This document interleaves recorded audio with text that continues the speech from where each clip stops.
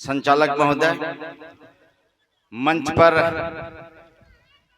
बैठे सम्मानित साथियों, हमारे बीच में जिसने जीवन में राष्ट्रीय पिछड़ा वर्ग मोर्चा के राष्ट्रीय अध्यक्ष माननीय चौधरी विकास पटेल साहब, जो कि बहुत ही कीमती समय लगा करके हमारे गोपालपुर की सरजमीन आजमगढ़ जिले में आपका आगमन हुआ है। मैं आपका पूरे आजमगढ़ जिले की तरफ से आपका हार्दिक अभिनंदन वंदन करता हूं।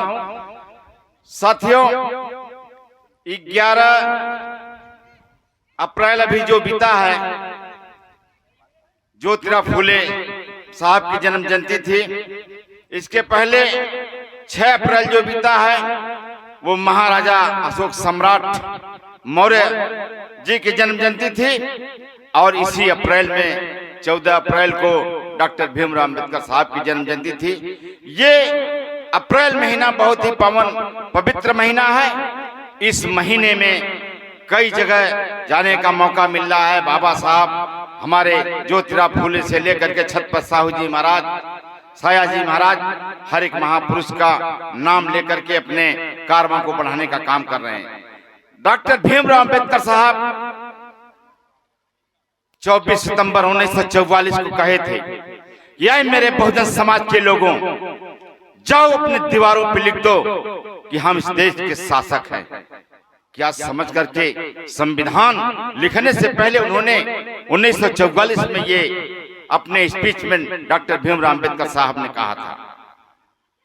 उनको मालूम था, उनको आसार मालूम था कि बहुजन समाज जो 85 समाज है, जिस दिन एक हो जाएगा इस देश का शासक बनेगा। और शासक बनाने के लिए उन्होंने भरपूर संविधान में हक और अधिकार देने का काम किए। 340 आर्टिकल के अंतर्गत सबसे पहले ओबीसी समाज को उन्होंने आरक्षण देने का काम किया। आज 340 आर्टिकल नहीं होता तो आज चाहे मुलायम सिंह होते, लालू सिंह यादव होते, नीतीश जी होते, चाहे तेजस्वी होते या अखिलेश जी होते, ये मुख्यमंत्री और जितने ओबीसी के जो आज संसद और विधानसभा मंत्री बने हैं, अगर 340 आर्टिकल नहीं होता तो शायद वो विधानसभा और जनप्रतिनिधि नहीं बन पाते। लेकिन मैं कहना चाहता हूं कि जो लोग कहते हैं कि डॉक्टर भीमराव अंबेडकर दलितों के नेता थे, ये सरासर गलत है। अभी एक सज्जन यहां स्पीच दे रहे थे कि बाबा साहब ओबीसी के पिता हैं, उन्होंने संविधान को पढ़ा होगा, जाना होगा, और वो बात ओबीसी समाज के लोगों को भी बताने का काम करते होंगे। साथियों, हमारे बीच में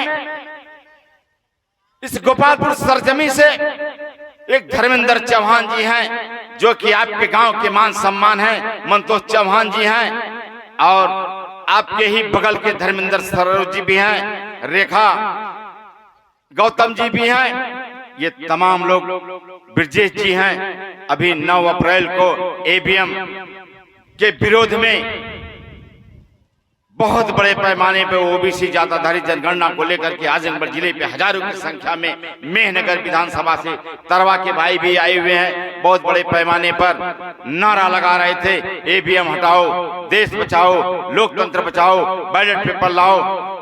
साथियों, समय बहुत कम है और मैं पूरी समय अपने माननीय विकास चौधरी साहब को देना चाहूंगा और अपने 85 समाज के लोगों से कहना चाहूंगा कि एहसास मोहब्बत का करा क्यों नहीं देते, एहसास मोहब्बत का करा क्यों नहीं देते, नफरत को जमाने से मिटा क्यों नहीं देते।